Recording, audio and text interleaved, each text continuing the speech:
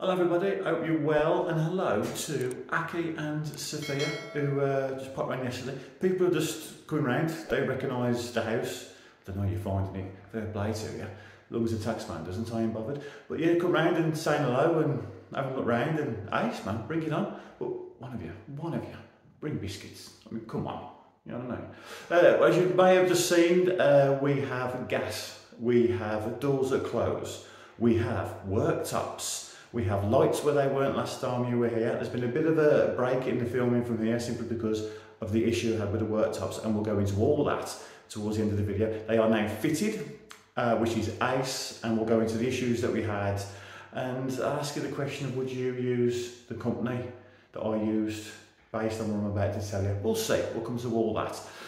Right then, we will get on with work up here. On the first floor because something's going on downstairs, which we'll come to again a little bit later on. Right, let's get to it. Right, well, I've been banished upstairs because downstairs there's a couple of lads working on something very exciting. I'm looking forward to seeing it myself, and I'll show you later on in the episode. So I've come upstairs and I'm going to start painting the doors that we've got. We've got two types of doors, oak veneer, which I'm going to oil, and the pre-primed white doors, which I'm going to paint. And to paint them, I am going to get this beast out. I've never done this before with this particular machine. I've used that handheld thing, but I'm not going to have the control that I want, I think, on that thing. I think I'm going to leave that to doing like bathrooms and stuff. And I've got two different types of paint on the go at once, not intricate stuff like this. Paint I'm going to use, I'm going to use this stuff first. Dulux Trade Quick Dry Undercoat. It's a two-part system, as you can see there, denoted by the number 1. And then the other one is this one, Quick Dry Gloss, both water-based. As you can see there, there's a number 2 written on it. I suppose you use number 1, then number 2, quite obviously. I have absolutely no idea whether it's a con or whether it's going to be beneficial or whatever, but what I do know for a fact that it was 10% off at Toolstation. So happy days, isn't it? Plus, if you buy it in store like I did, at the time that I did, I'm not saying it's still on now, it was an extra £10 off. So quids in, it was on offer, so I got it, as simple as that. Now the only issue I've got with using this for the doors is that I have absolutely no idea how much paint is needed, because I obviously need to fill the hose before it even gets to the gun of the paint. So I don't know whether the 2.5 litres that I've bought of the undercoat is going to be enough to do it. It would be enough if I was using a brush, but is the hose going to take up so much of the paint that I can't finish the job? We're about to find out. I'll turn you around, I'll show you my spray booth which I've built, and we'll go from there. And here we are, having finished decorating the room in the previous episode, getting it all perfect. It's turned into a dumping ground again. Quite considered actually, considering how it looks. And I have plasticked and masked everything off, and we're going for it, and that's what we're going to do. I've got the lids for the frog tape just to keep the doors off the floor, because I don't want to paint them to the floor. As you can see, they're on paper simply because I've got it lying around and that's clean, so there'll be no dust on that to kick up and go on the doors. And as you can see there, I've just got a 100mm offcut of skirting which I've screwed to the top of the door just to keep them off the wall a bit, as you can see, and keep them as upright as possible. So I don't want to lean them against the wall, at least I can anyway. And then I've only put one screw in, because when I turn the door around I can just swivel and I can do the back of it. So that's what we're going to do. So I've got all my hose set up, as you can see. I've got it all in the other room simply because that 15-metre hose will be far too unruly in here if it was all in the same room. So I've snaked it round the back here. So all now I've got to control is this bit there. I've got a smaller tip in the gun. I've got a, what is it? That is a 215, for those of you who don't know. The first number, you times it by 2, and that is the inch width of the fan. So a 215, that 2, will become a 4-inch fan. So it's about that big, I reckon. So it's a nice controlled amount of paint on there.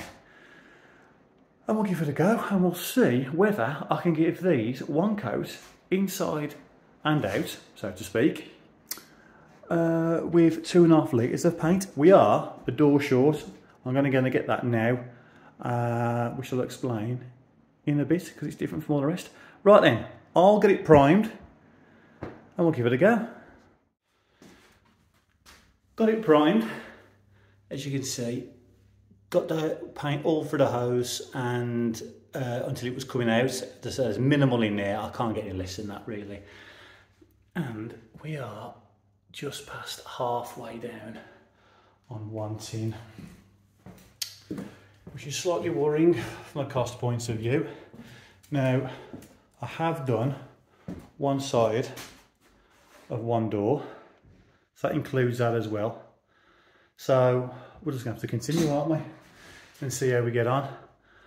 Hopefully, I'll be able to get these 4 done. 5, I beg your pardon, one side. I might have to go and get some more when I get this door, the one that's missing. She's going to go there, look. So, right then, I'll give it a go. In fact, I might as well do it. I'll show you.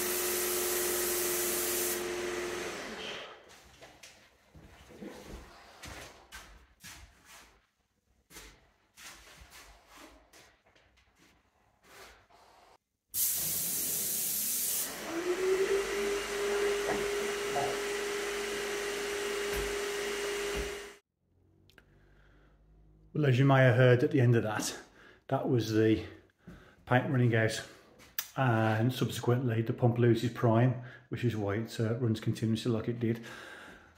But that is why we spray them. Well, that's why I use the sprayer. I've never used it for doors before, but that's why we use the sprayer, so quick and get it done. Yes, you've got all this prep work to do, and yes, you could have probably got to this stage already without doing all this prep work. It'll be done, but the prep work's done now, isn't it? So that took, I don't know how long it did take on the video. You saw me do it, and that's it. I can let that dry now and then go and do something else. Oh yeah, go and pick this door up, get more paint, do another job around the house, blah blah blah. Let it dry, turn it around, and we go again. So I reckon then another one should do it, because we've still got a fair bit of paint in the hose. So I'm going to get another one. Might need another 2 gloss though, because I want to get 2 coats. Anyway, that's another problem. But, oh, missed a bit. Yeah, right then. I'm going to get that door. And I'll see you in a bit. Right, more paint has been bought, as well as that door right in. Why is it one of them standard ones and not one of them, you know, fairly pretty things? Main reason is, really, it's got to be a fire door, which that is. Where it's got to go, I mean, there's got to be a fire door. And it is going, oh, if I put the lights on, because I can, it's going, the door into the loft there, habitable room, which is why it's got to be a fire door. But as you can see, you can't see it. And you can't see it from here. The only glimpse you will get, or the first glimpse, is very nearly at the top of the stairs, and obviously in the room. Therefore, I can't really justify spending over double the money on a nice door when that one will do for a room. It's really the spare room. I know when you're in the room, you're going to see two different doors because you're going to see the bathroom door and that door. But who cares, man? Who cares? We're at that time. There's a reason why I made a sink out of a bucket, you know what I mean? So, yeah, that'll do, I reckon. Look lovely, paint it all up, and away we go. Right, it's the following morning, and I've just given these doors their first coat of gloss. And they're looking very, very good. I think, being as I've got everything set up, it may as well have a second. But I don't know if it's going to be, you'll notice it. But, why not, eh? So, yeah, other side to do, let them go dry for a little bit, turn round, repeat, blah, blah, blah, put them back on. And that fire door, that plain one's looking nice as well. Right then. So, moving on. Dad's just busy oiling the OSB floor. With a bit of luck, he might get some on the doors as well.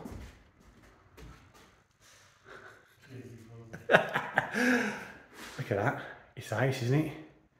That's really, really nice. That's just one coat, that is. Beautiful. We'll go over what oil it is in a second because it is quite important. When I do this one, I'll film doing that one just so you can see the difference between it as it comes to one coat and then two coats. And yeah, and then see what you think. But moving on, the work that was going on downstairs is now complete, which means I can show you the grand reveal of, look at that. What do you think of that? Beautiful. Beautiful, beautiful, beautiful. Neil, the electrician, hates floor layers. He says you do all the work, then they come in for a couple of hours, and that's all everybody talks about. Well, you can see his point, can't you? Because then that look fantastic. And you may notice as well that the worktops are in, but we'll talk about them in a second. I'm going to clear it all off first and show you in all their grandeur. Lights are in as well, as I say, electrician's been. So we'll talk you through that in a second. So what this is a LVT, they call it, luxury vinyl tile, which is a rebranding of vinyl lino basically. That is all it is. What's that? 3mm thick? Maybe. 2 point something. No thicker than 3. And that's it. Size of the plank. Yeah, there's a full plank. Not him. This Sophia. I know you can see that in the light, but it is very textured. You can see that. It's probably one of the most textured ones I've seen actually. But yeah, that's all it is. Just glued down on a latex floor. I had to use latex because of the type of floor that we use, the gypsum based liquid screed. The fellas who came out and did all the testing for the moisture, Ardent, they supply the, in fact I'll go into that in a second. I'll just show you, just quickly, the build up of what we're talking about here. I've left these kickboards off. So there we can see all three. That is the liquid screed, and then it's latexed throughout, and that's that, and that is about, I don't know what that is, maybe 3 or 4 mil, something like that. And then there's this, the floor on top of that, and as you can see there, the glue is super thin. It's almost, I mean, I can't imagine it makes any difference to the height at all. But the reason why you need to know this when you go into these kind of jobs, the reason why you need to know what kind of flooring you're having is because you need to know where it finishes in relation to your doors. And as you can see, that has finished perfectly. And we made this decision years ago. These doors went in 3 years ago now. And with knowing full well I was having this kind of floor down and the thickness of it. So all our measurements in terms of how much we dug out to how much hardcore, how much concrete, the insulation that we needed to put in, it was all in relation to that threshold to bring it all the way back up to there. Now, had we changed our mind last minute and wanted tiles, let's say we came with some money and we wanted these posh porcelain tiles or whatnot, and they're 10mm, then there's the adhesive, then the tiler may have recommended like an anti-cracking mat or something, or the element boards that we've got upstairs on the bathroom floor, that sort of kind of thing would be over that threshold, would be up into the frame, up into the door, and we'd be in a world of trouble there. So make a decision, stick to it, basically. But no, you've got to know how thick everything is. Latex, screed, glue, the lot, flooring, everything, before you do it. And it goes all the way through into the downstairs toilet with a divisive sink, I should say. That's not going to stay there, that is just out the way in a minute. There's going to be a hook in the ceiling and that comes through. So there, yeah, a lot of comments on this, not all good. A lot of people are commenting that as soon as your wife sees it, she's going to rip it out. Well, she won't, because she's in the bank balance, so that's staying. Another few people have said a Belfast sink would look nice there. I agree, but I haven't got a Belfast sink to put in there. It's all about making do with what we've got to keep the costs down and trying our best with it. And you know what? I like it. And guess what? It's a downstairs loo. People are going, oh yeah, you know, it's a downstairs toilet, man. Through a utility. Don't worry. Chill out. In for the nose, out for the mouth. So that's that then. Yeah, we will go through the worktops in a sec. And now, because whilst the doors are drying, I'm going to tackle the kitchen sink, the tap for the kitchen sink, I should say. Well, what do you do when you want £1,000 tap, but you haven't got £1,000? Well, you might do, don't you?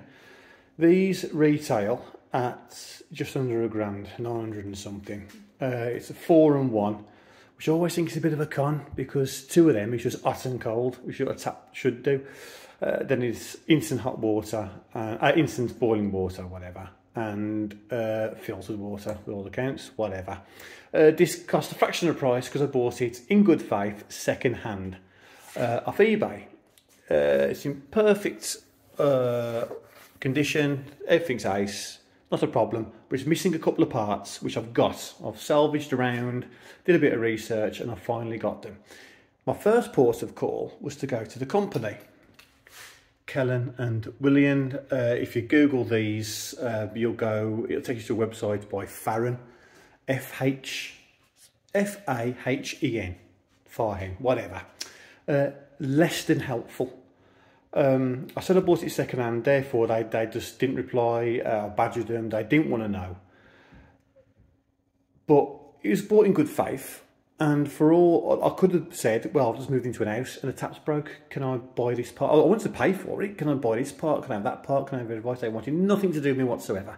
Which leads me to suggest, if I'd bought this brand new off them and paid £1,000 for it, their attitude will still be the same. They haven't given me any evidence to suggest that they would be any more helpful. So my advice to you is, as in you, avoid that company like the plague, because there's no guarantee from my personal experience with them they will help you if you have any issues.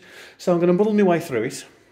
So I've got the stuff, I've got the instructions, I'm going to go for it. But just in case you're wanting to have one of these things, instant, well, boiling water, whatever, just to show you, it's not just a tap, as you may be aware, but you may not. You do need a lot of space under your sink. Now, I knew I'd have one of these taps, and I knew how much space they take up. So I've kept all that as neat as I can. And do you know something? For a brickie, I don't think that's too bad. Yes, it's a bit push fitty, and yes, you would have soldered them, and I haven't got a soldering skill within my mortal being, so that's just the way that is. All right, but even with all this space, this is the urn. That what keeps your water hot, and it just feeds through there. It needs a power supply, it needs a water feed, and obviously it needs space.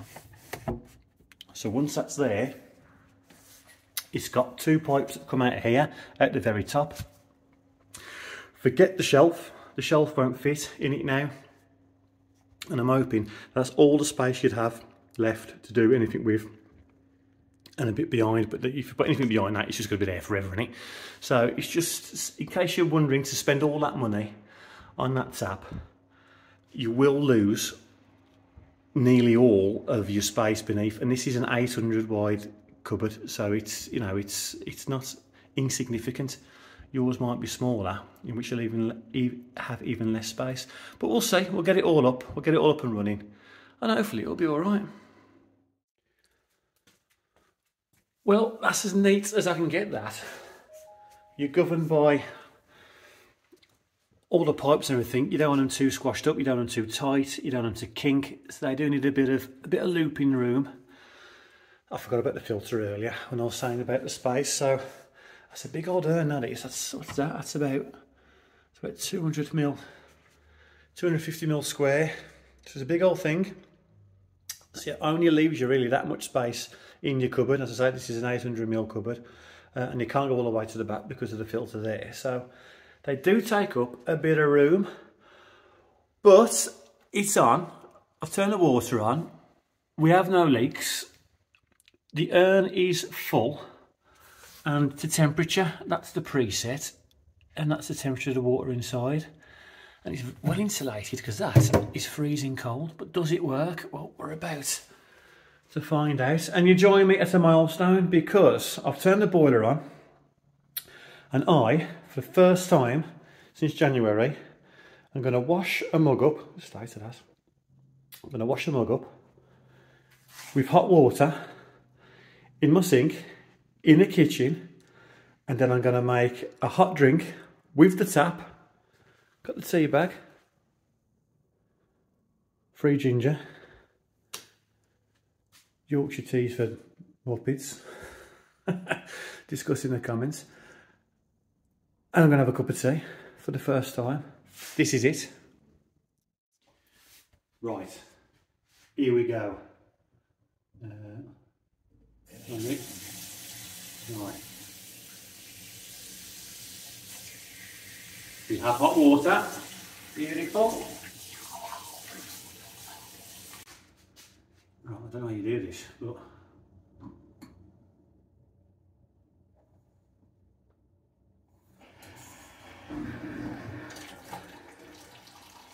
look at that. Hey, beautiful.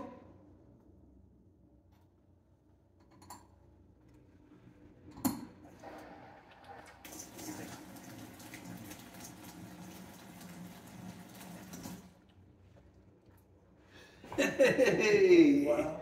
Excellent. Cheers. Do you know what? With that being fitted, I nearly declared the kitchen finished, but those sockets have got to go on yet. But that is the only thing. Everything else in its entirety is complete. We're getting there. Right then, that tap, it's a quality piece of kit, it really is. But far end, quick clarification there, it's F-A-H-R-E-N. We're a crap company to talk to. Fair enough, I bought it and I told them I bought it second hand off eBay. They might think it's nicked or something, I want nothing to do with it. But I wasn't trying to claim any warranty or anything, I was just trying to buy some working parts for it. I was trying to be a customer to them, and how rubbish to talk. So, but if you've got one, you've got a quality tap, I reckon. But anything goes wrong, you're on your own. But a bit of research, the parts are out there, you can get it sorted, so don't worry about it. When I first looked into them, they were 900 and something quid each, just under £1,000. I've looked today, they are down to 500 quid from 700. So I don't know, they might be exploding or something up and down the country, sort of trying to get rid of them. I don't know, time will tell. But I got that for 80 quid, so well worth it. I got lucky. Right, so with that then, we're going to move on for the end of the day and just do some bits, just do some odd jobs around, and I've got a little bit of filling to do here and there. And I talked to you in a previous episode about this stuff, this one strike filler. It is good, but you can't paint over it with water-based paints. I've noticed a bit of the plastic got chips as we're working away around the house, and I've covered it, goes on lovely, sands beautifully. Paint over it and it doesn't absorb the paint, it stays on it, and you can see it in the light, it shines. Almost like you've got a bit of gloss on the wall or something. Obviously that's no good. So I moved on. I thought up in the world to this stuff, fine surface polyfiller. Obviously it's a very good name, and I use that, and it does not sand. It's like plasterboard adhesive. I've took a bit around by the light switch around there, and it just took the paint, took half the plaster off. It's so I ain't using that stuff again. And then I did a bit of rummaging, and I found this stuff. Now I've used this before. We went to a trade show, a tool show a couple of years ago, and they had a stall there, and the fellas give us some stuff for free, as I was doing to everybody, and we used it, and it is good stuff. And I completely forgot about the brand. I should have gone with this way first. So I'm going to use this now. This is going to be the answer to my problems. I can more or less guarantee you that's it. Plus it's got will not flash or grin written on it, so it gives me unwelcome memories of an ex-girlfriend. So I'm going to do this now. You see them bits? Look at it. It's proper devastation. It's only a bit of filler. Honestly, that stuff, that polyfiller stuff, it does not come off. So one strike for skirtings, any woodwork, any gloss basically. If you're going to gloss over it, oil paint over it, something like that, it's ace. It really is good stuff. Water-based paints, don't do it. That's my advice to you. All right, so I'm going to crack on with that, and then we'll see what tomorrow brings. Right, following day. That filler's gone off lovely. Looks better already. Feels fantastic because it's ready to paint. Been round, hung some doors. In fact, all the doors are back on now, which is good. Didn't film it because it's, it's just hanging doors. But today is going to be Odd Job Friday. We've got lots of little things just to tidy up, square away, which will lead to bigger and better things. Mainly, order the skirting, of which I've made a plan, and I will go through that in a second. And I've also got a couple of shelves to put up to accommodate that bank of plugs over there, which looks overkill, but we'll go through that again a little bit later on, and sort of justify why I don't think it is. Well, it might be, but who knows. Anyway, right then, as soon as those shelves are up, I get to tidy all this away on the shelves, and then I can show you the worktops. So there we go. All right, and I'll show you this plan for the skirting. Go and buy it. I'll have a bit of a montage, shall we? Right, in order to be as efficient as possible, I've gone round and I've measured all the walls where the skirting's to go. Over measured them, so all these sizes are too long by about, I don't know, 50, 100 mil, something like that. And I've numbered them all as well. They all correspond to a plan that I've made. That plan being this thing over here, just so I can get, or I can be as efficient as possible with the skirting. I don't want to buy too many. I could take it back, but the plan is I'm going to get it here, get it all laid out, undercoat it, paint it, then cut it, fit it, and then one coat of gloss. once it's fitted, and that's it, done. So in order to do that, I've decided to go around and create this bit of a plan where all the numbers correspond to full lengths. So number 1, if I cut one at 3.7, that'll go this back wall over here, and then the other 420, which will go just to the right hand side of the bifolds, just down there. That's one full length. I'll have about 50mm left over, I think. That's it. And then I've gone, and so on and so forth, all the way down. Now these here, 2 full lengths and a 2'6", I've got them upstairs left over. So now I know I've only got to buy 1, 2, 3, 4, 5, 6, 7, 8, because I need one for the loft as well. 8 lengths, and now it should have a minimal left over, minimal waste, which is always good, and that's the plan. Also includes utility and toilet. So I'm going to buy them now, along with some other things, and we'll go for it.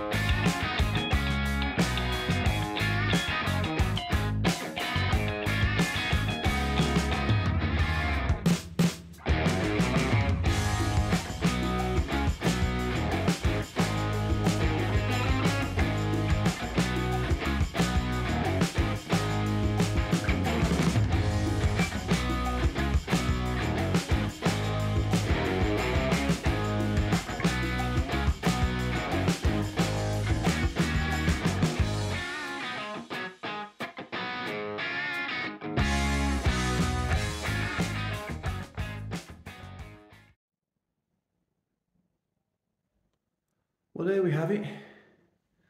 Doors painted and back on, and they have sprayed up beautifully.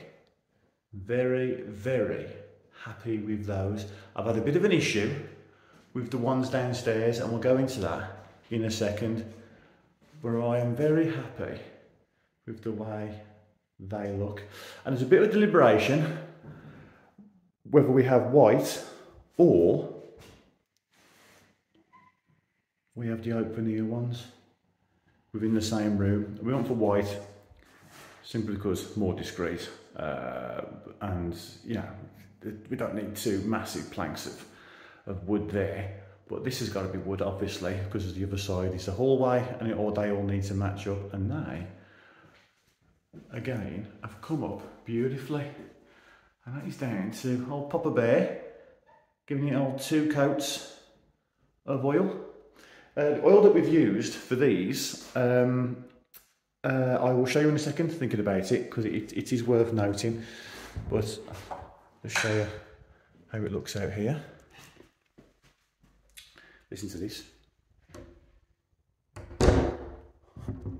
Oh yeah, beautiful. Aren't they something? I think they look really nice.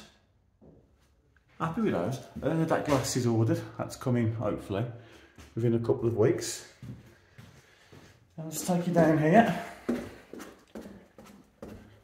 I'll tell you about the issue we had with these doors. Welcome to the skirting factory. That's had an undercoat and a coat of the gloss. So that's looking very, very nice. I'm going to stack those up now, I think. Get them out of the way. Now the issue we had with these, spraying these are fire doors.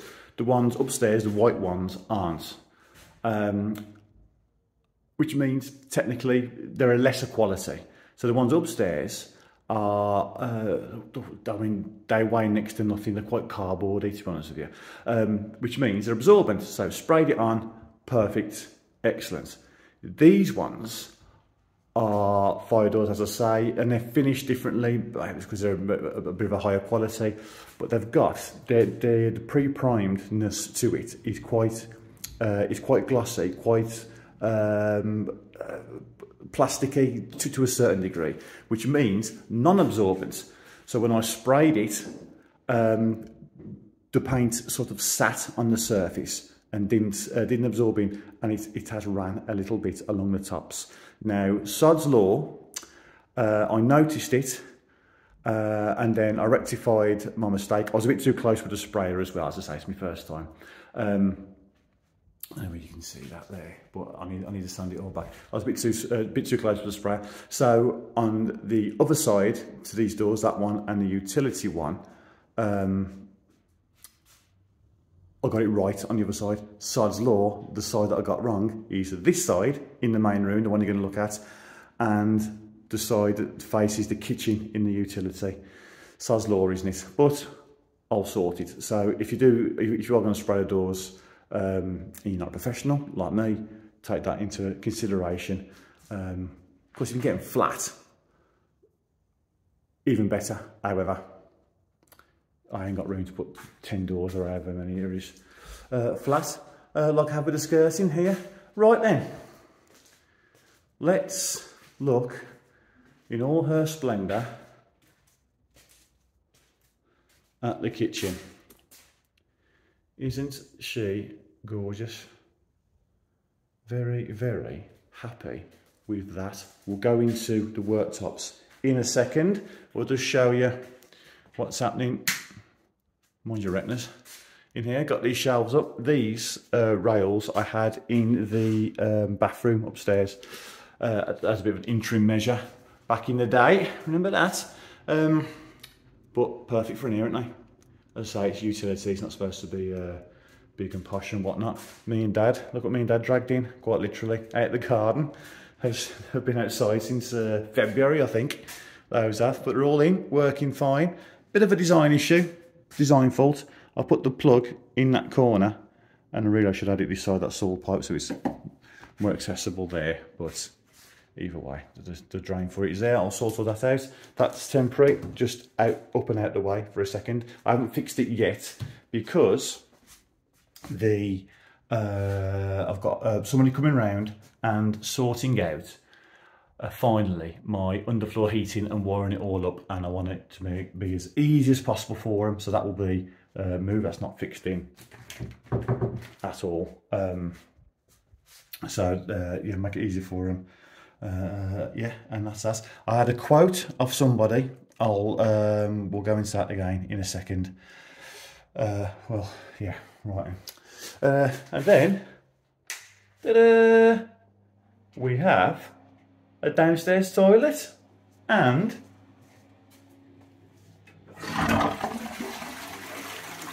she flushes. Beautiful. Beautiful. Screw fix special, 80 quid. That's all it needs doing. All that we need. Down here for. Got the sink. Oh, you love it, you know you do. Beautiful. There's underfloor heating down here, so you're supposed to obviously screw that down to the floor. Nothing is getting screwed to the ground floor in this house ever in the world. It's a no. But a bit of CT1. Just dab it under there. And then a bit of dab it on the back here and let it go off, and that was all you need from here. Got the skirting on obviously, so I don't make it difficult for myself at a later stage by doing it backwards, which means going on to this plan here, this elaborate plan, that was number 9 as I worked it all out. And here look, 9, 9, 9, 9. Oh, yeah, sound like a bit of German meeting, but where are we? So yeah, that's 800, that's crossed off. So then and I've labelled that back outside where the skirting is as number 9, which means then if I take all these other measurements off it, that'll be that full length done. That sort of, if that makes sense. That's why I've done that. Right then, worktops. Right, the worktop story. With a simple question, at the end of all this, would you use purple granite? Given all the information that I'm just about to give you. Because I did. These are supplied and fitted by Purple Granite. And I am very, very happy with them. But the road to get here wasn't all that smooth, and I'll tell you why. The reason why I use them for start off is I've seen their work before. We don't really get involved that often with the supplying of kitchens for customers. It's sort of something that they do themselves. We can do. We use two companies, Chase in Cannock and Mood Kitchens, which this is from in Brierley Hill. That's who we use. So if we ever work for you, who would you use? That's it. We're not going anywhere else. If you supply us a Wren kitchen, we're not fitting it, we're not going down that route. For reasons, if you've seen that video that we made, it's a no. And I've seen their work before. So customers in the past have used these purple granite and they've turned up and they've been fitted beautifully and they always look fantastic. I've never had a customer have an issue with purple granite ever. So I thought I'll use those. Very competitive price, and they said we need 3 weeks notice to come and template. Well, within 3 weeks of me phoning them, the worktops were here. Very quick, very smooth, kept in the loop of all information, excellent. Templater comes, templated it all. He used with an old school method really. There's all some Fandango devices out there now, but he used a Corex, I think it is, which basically is plastic, like a corrugated plastic, like a floor protector. I've got some floor protector down here, you may know, which I'll show you what I mean in a second. And literally templated it, cut all the pieces of plastic to fit exactly how you see it now. They were pinned to the wall, all the heights, everything. Nice fella, lovely fella, very happy, signed everything off he goes. A week to the day, I think, after he came, the worktops come. Should be fairly simple install. Lads turned up, again, lovely lads, different from the templators. And I was upstairs working, they were down here, and I came up. One of them did. I went to Ad. He said, I think one of your worktops has been cut wrong. All right, okay. So I come down and had a look. And this one here, in that corner, was a 10mm gap from the window frame to the worktop, and it ran into nothing there. Well, like a 2mm gap. There's got to be a gap. There are tolerances that you then masticed over. So it had been cut on the scunt. All right, okay. Can it be masticed? Nah, it said it would look awful. Can't have it. So, fine.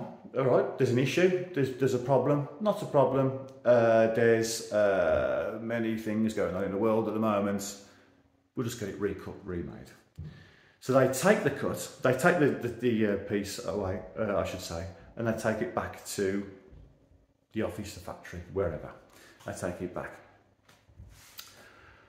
I then get a phone call from who I believe to be the managing director. Don't quote me on that. I might have got that wrong. And the initial phone call I had with him wasn't very good.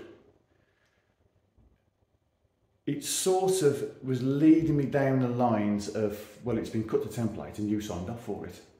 Whoa, hold on a minute. Hold on.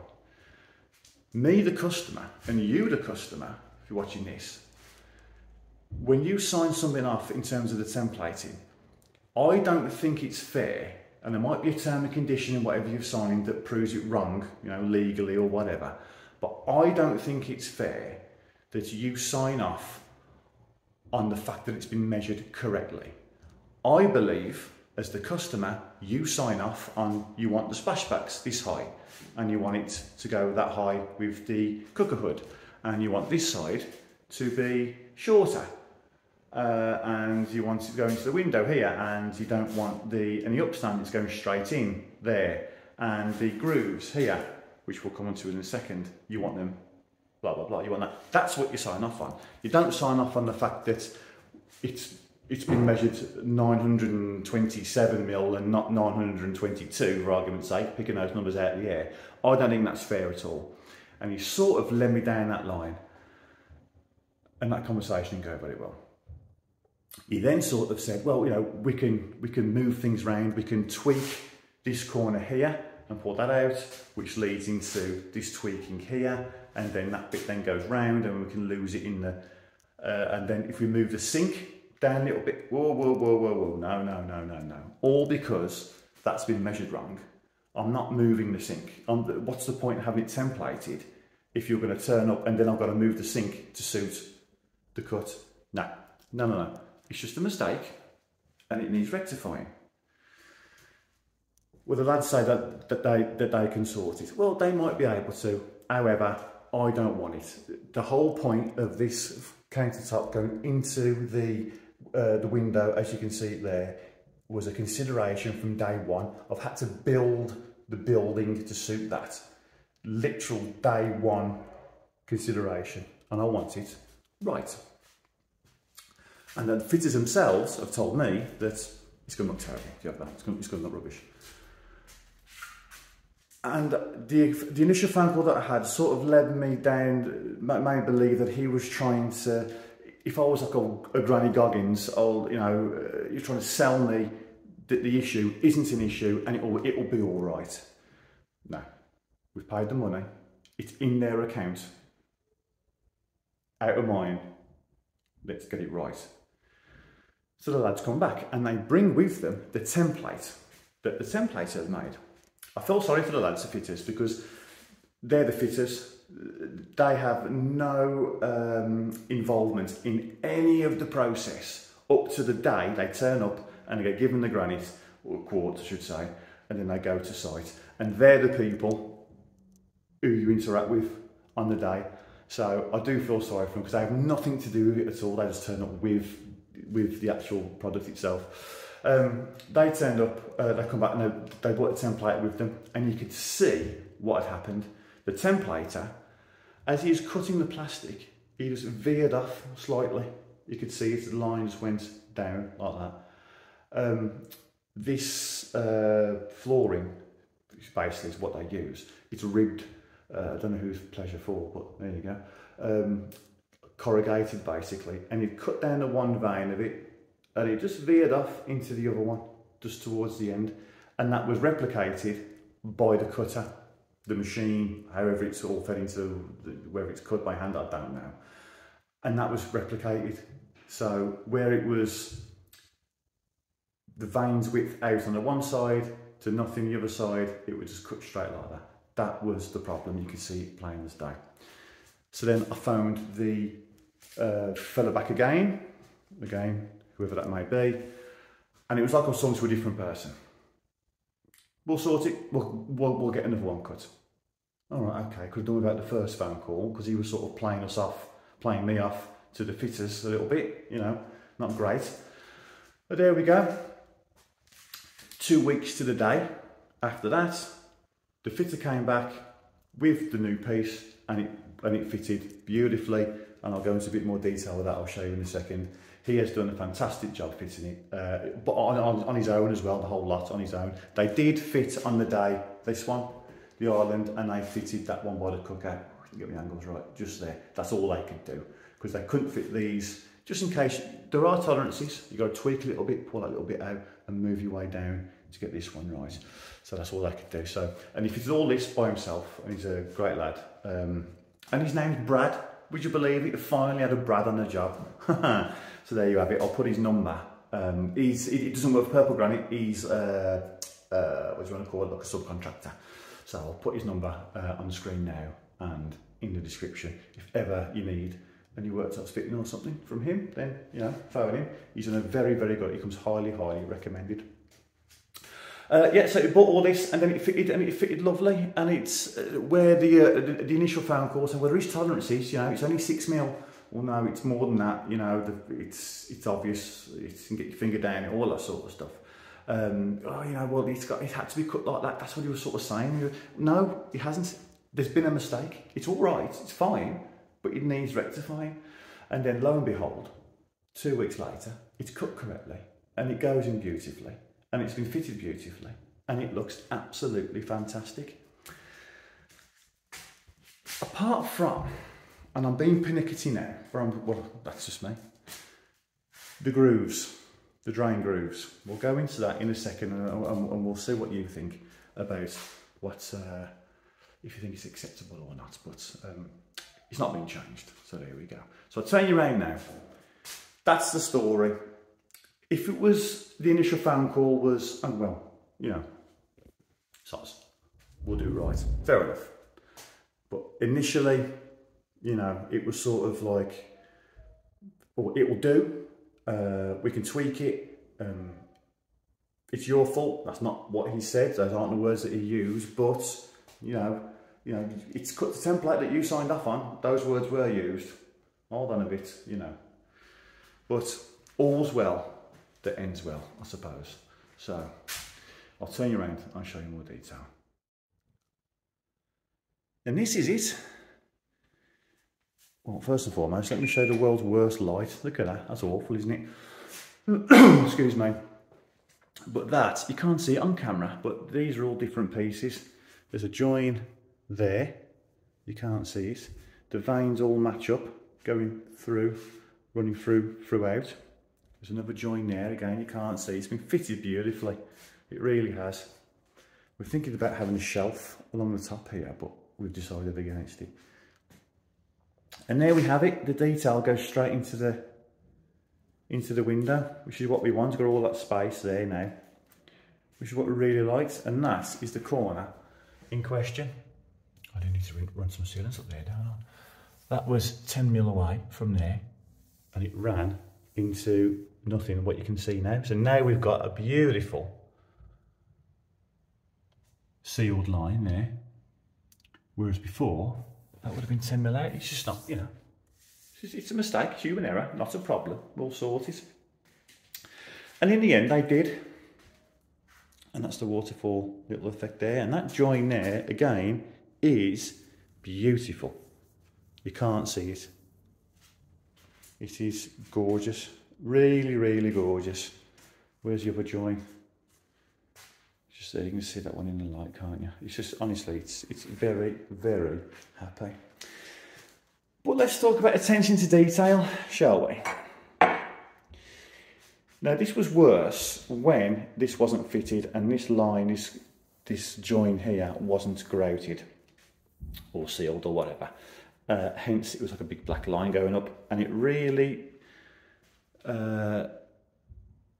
showed up the fact that these groove lines aren't the same distance from that line going up, and they're wonky.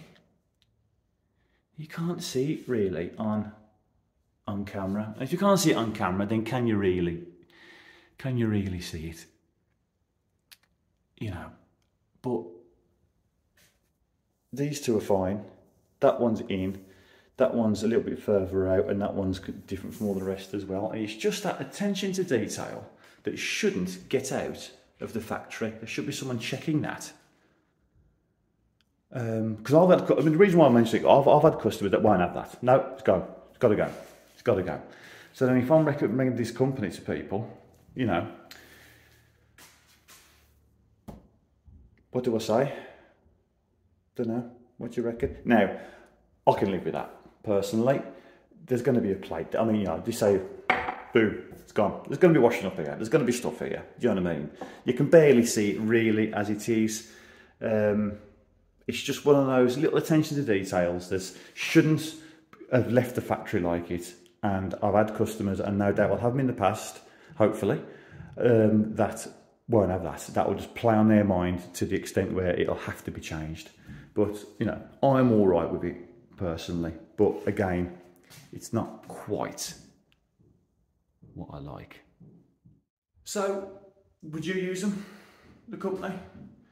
Would I use them? Again, I mean, beautiful job, isn't it?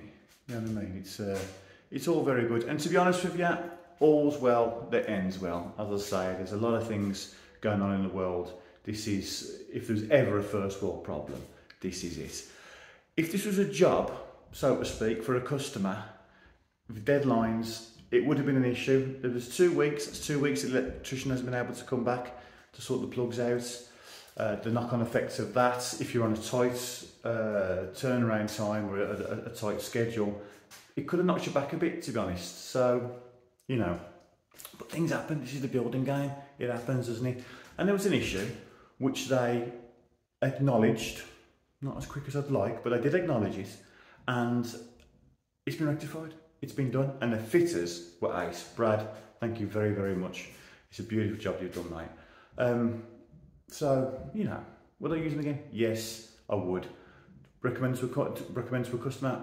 Yeah, but I'd be stringent with the templating. When I'm there, I will specify and I would measure the grooves, because those grooves on a template were just lines of Sharpie lines on the plastic, and I reckon that he hasn't measured them. He hasn't done it to the 45, measured off, measured back from that, from the mitre, and that's been rectified to the millimetre when it comes to the cutting of it. Well, I'd be more stringent with it, and I'll go, no, listen, that needs to be 10mm longer, shorter, whatever, and go from there. Which you shouldn't have to do, really. Again, it's an attention to detail that you should take for granted, and it's a shame that you do have to be on it, you know, and sort of do it yourself. But you know, it is where it is. So yes, I would recommend them. I think with that knowledge now, that experience back in my mind, because you know what they've supplied and fitted is, you know, it's beautiful. Very, very happy with it. So that's it for this episode. What's to come then? We got it. It's Operation Carpets, man. We got to get upstairs. Done. I need to redecorate the loft, because that's just been a dusty hellhole for the duration of this build. So that needs sorting. Get all that done, and then get the carpets in, and maybe get a fireplace in, and do them little things. Carpets in, fireplace in, moving. That's what we need to do. We need to do it before Christmas. I need to get my family back in here. But yeah, okay. Right then. I hope you enjoyed that. Let us know if you didn't. Put it in the comments. We'll sort it. Don't worry about it. And the sink is staying. All right. Until next time, take care.